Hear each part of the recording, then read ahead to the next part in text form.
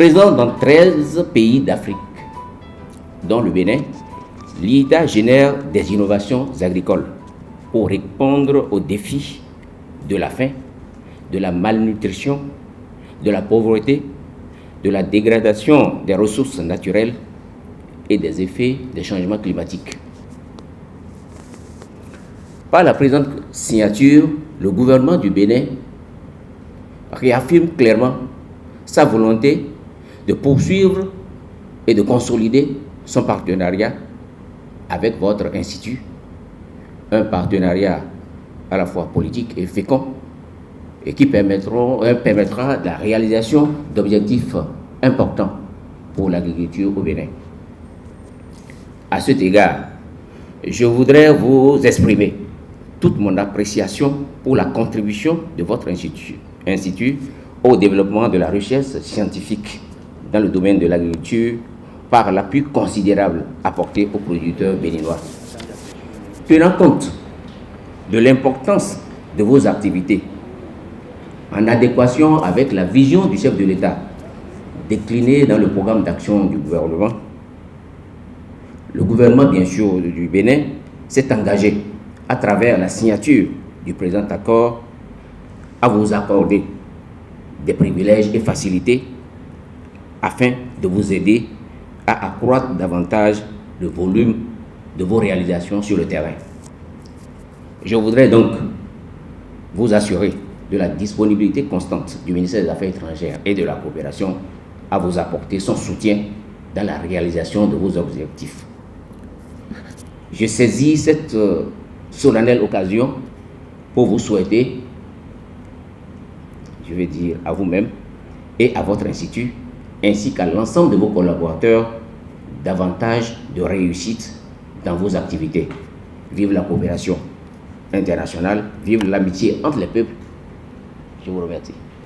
L'Institut international d'agriculture tropicale, IITA, est une organisation internationale qui intervient au Bénin depuis 1983, suite à la signature avec le gouvernement du Bénin d'une mémoire d'entente sur la recherche associative et la formation.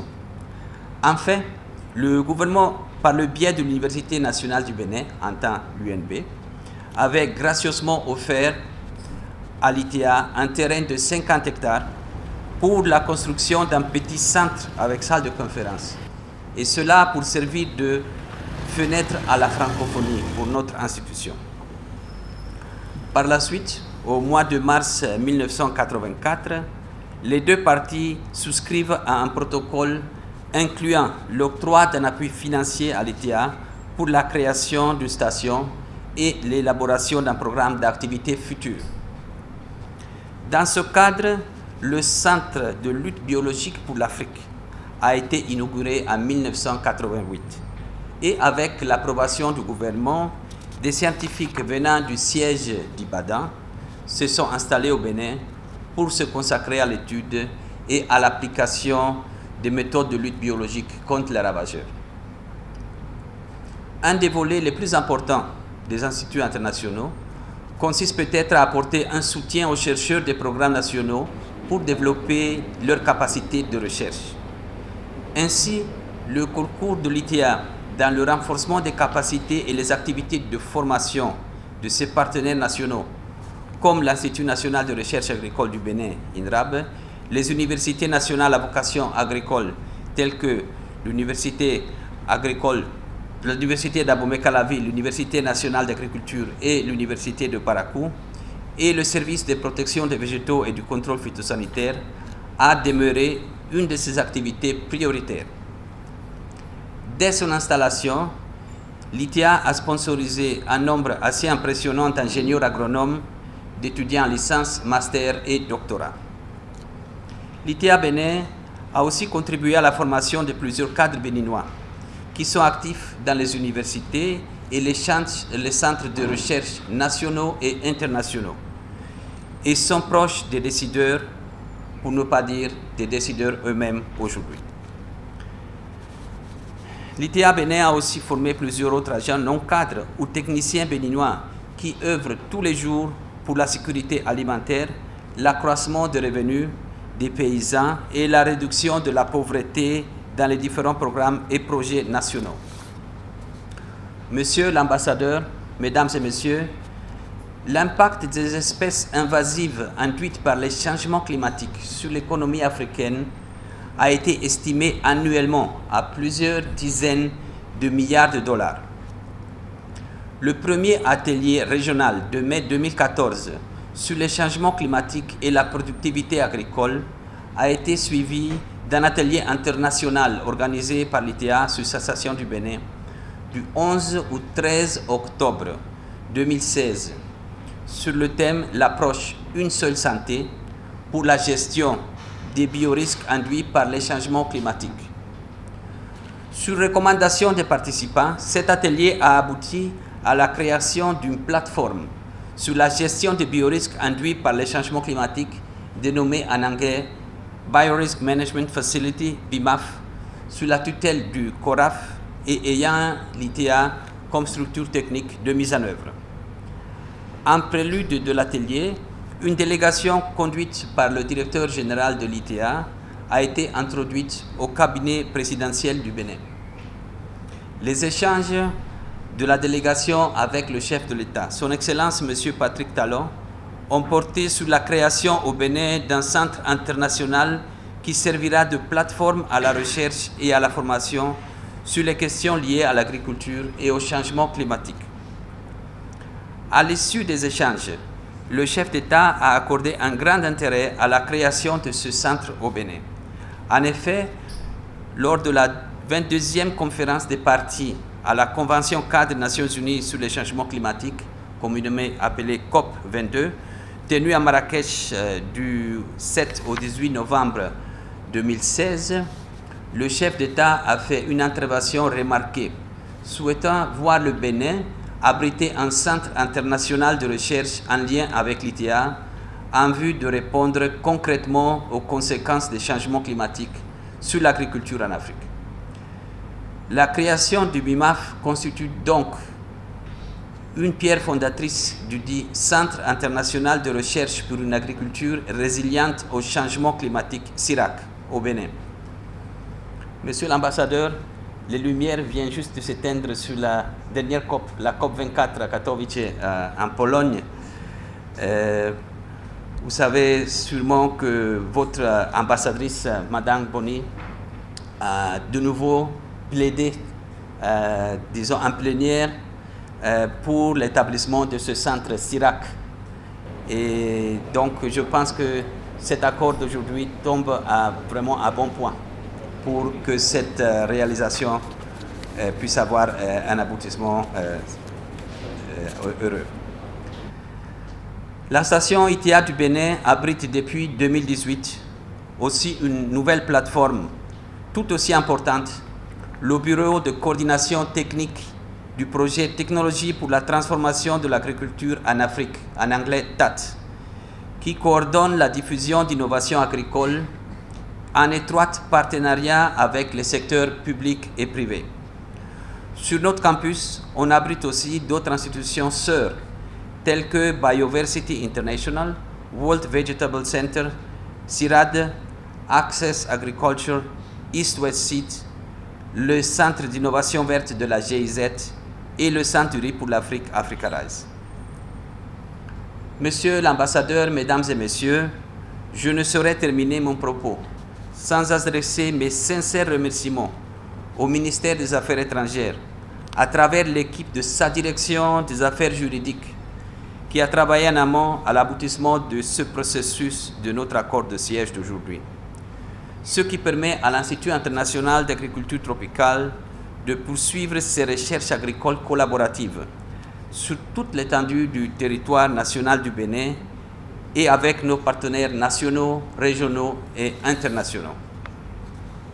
Vive le partenariat entre l'Institut international de l'agriculture tropicale et le gouvernement de la République du Bénin.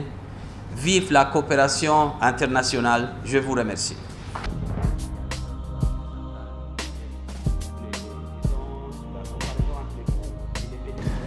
Cet accord, c'est très symbolique. L'ITA s'établit sur le territoire béninois il y a déjà plus de 35 ans Et on peut dire, bon, c'est seulement aujourd'hui qu'on a eu cet accord. Pourquoi? Non, il n'y a pas de problème pour ça. C'est qu'on a toujours travaillé en parfait accord avec les institutions béninoises, avec notre mémoire d'entente qu'on avait signé déjà depuis 1983 et qu'on a ratifié dans les années 90. Mais aujourd'hui, c'est une journée très spéciale parce que ça donne un ancrage juridique et aussi politique à l'action et aux activités de l'ITA ici au Bénin. Ça, c'est vraiment très important. L'ITA a fait, disons, le premier pas pour établir une plateforme qui fait une action, disons, et formation sur tout ce qui est les bioagresseurs et les changements climatiques. Et ça, c'est pour toute la sous-région, sous l'égide du CORAF. Donc, on abandonne un peu l'aspect scientifique pour s'aventurer un peu sur le plan, je ne dirais pas politique, mais en tout cas, c'est ce qu'on appelle en anglais policy. Hein, c'est le policy discourse. Donc, ça veut dire qu'il faut engager avec les politiciens pour leur faire comprendre qu'il y a une urgence. Les changements climatiques sont là et ils ne vont pas partir. Ils vont juste s'accentuer et ça va devenir de plus en plus difficile.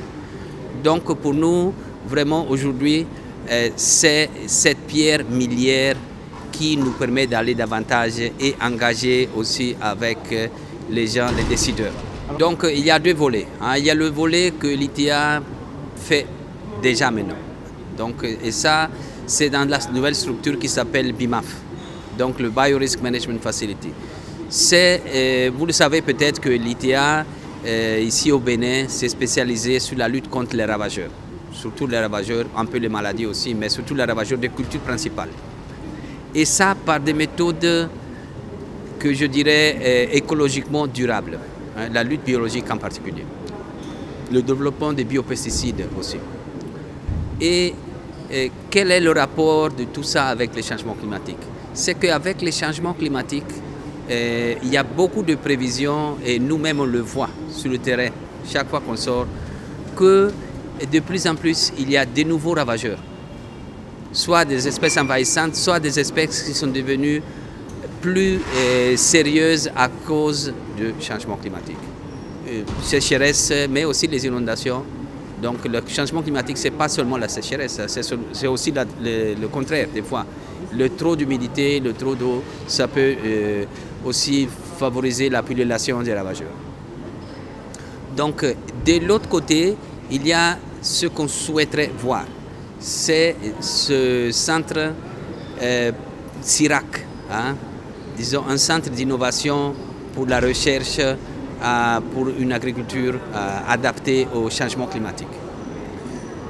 Et là, notre BIMAF va être une des pierres de cet édifice.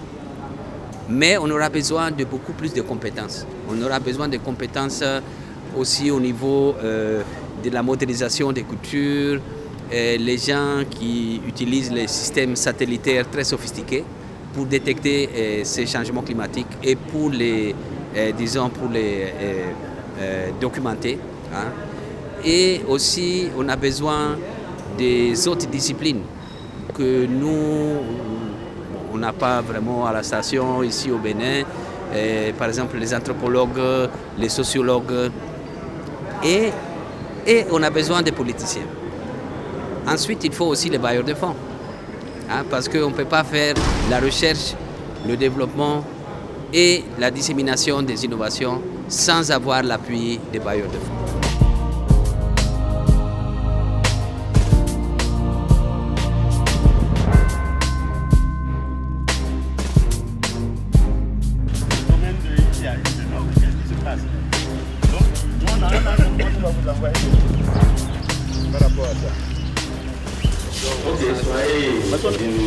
Ici, le projet Jatropha fait donc partie des projets de l'ITA, mais géré par les sciences sociales. Et donc ça, c'est un projet sur la chaîne de valeur de l'huile de Jatropha. Je ne sais pas si vous connaissez Jatropha. Vous allez dire non, mais vous pensez très bien, parce qu'en réalité, depuis l'enfance, peut-être la guerre va vous dire quelque chose. Toujours bien. Regardez le fruit sur l'arbre. Donc on appelle ça une coquille. C'est le temps qu'on utilisait, les parents utilisaient pour faire des palissages, pour faire des clôtures et également pour traiter quand on a des petits soucis dans la bouche, on utilisait ça, voilà. Et donc en fait, nous, en ce temps, on ne savait pas que ça avait une grande valeur exploitable. Donc, actuellement, on est en train de parler donc, de la pollution, de l'environnement et on est en train de chercher des alternatives au carburant à base de fossiles. Et donc, on parle de biocarburant. Et donc, voilà vraiment un biocarburant potentiel, c'est Jatropha. Et donc, c'est un projet, comme vous le voyez ici, c'est la chaîne de valeur. On est parti donc du marché. Et puis après, on a développé donc, tous les autres moyens de la chaîne. Et donc, c'est un projet qui encadre les producteurs dans la production de graines. Et tout en assurant la sécurité alimentaire. On n'a pas voulu que ça soit comme le coton, où le producteur sacrifie les cultures vivrières donc, au profit du coton. Nous, on a dit non, vous faites les deux. Si vous ne voulez pas faire les deux, alors vous ne travaillez pas avec nous. Et donc, on a mis en place un dispositif d'agroforesterie qui permet aux producteurs de produire en même temps du Jatropha et des cultures vivrières de son choix. La seule culture qui ne se fait pas en association avec Jatropha et que les gens ne savaient pas, c'est le manioc, parce que c'est de la même famille que le manioc. Et donc, scientifiquement ou biologiquement, donc, les insectes peuvent migrer d'une plante à une autre. Et donc, ce qui fait que vraiment, ce n'est pas conseillé. Pour que vraiment la chaîne de valeur, la chaîne ne soit pas rompue. On a identifié donc des opérateurs économiques qui, eux, ont déjà des presses qui peuvent faire le travail. Et donc, il y a un qui est à Glazoué, il y a un autre qui est à Savarou. Vous avez le sédiment et vous avez le tuto. Et donc, chacun de ces sous-produits-là joue un rôle à une qui viennent acheter l'huile également de Jatropha pour faire tourner leur moteur parce que ça, c'est moins polluant. Et donc, en même temps, l'huile est utilisée également, l'huile pure. C'est les opérateurs économiques qui font l'extraction de l'huile. C'est les opérateurs économiques qui produisent de l'électricité. Et en même temps, ils vendent des produits congelés, ils vendent de la glace, de la boisson, tout ça. Donc, à partir donc, de l'électricité produite par l'huile de Jatropha. Également une formation, on leur explique comment ça fonctionne.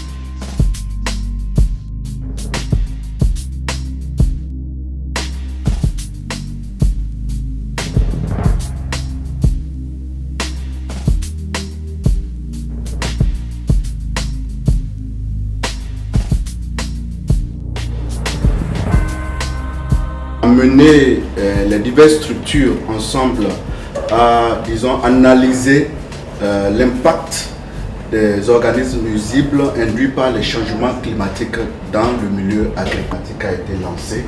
Donc ceci est une action concrète et entre directement dans le cadre du CIRAC qui est en gestation avec le gouvernement béninois.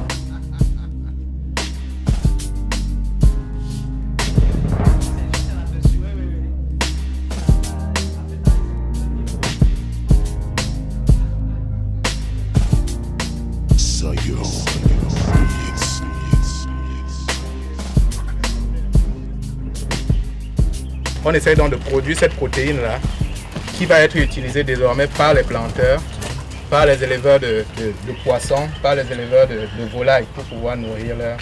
Donc voilà, c'est le système. Les insectes, les voilà au stade adulte. C'est eux qui sont là-bas. Donc, ils pondent des œufs. Et les œufs là sont recrutés, elles sont récupérées dans ces petits bacs là, comme vous les voyez. Et une fois que les œufs sont récupérés, le seul intrant qu'on utilise, c'est les déchets. Donc par exemple ici là, vous les voyez déjà en train de se développer. Wow.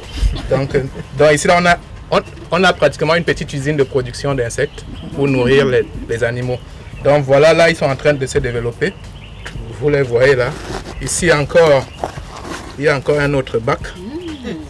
Vous voyez par exemple. Et ça c'est la très bonne nourriture pour les poules. Donc tout à l'heure, Claude,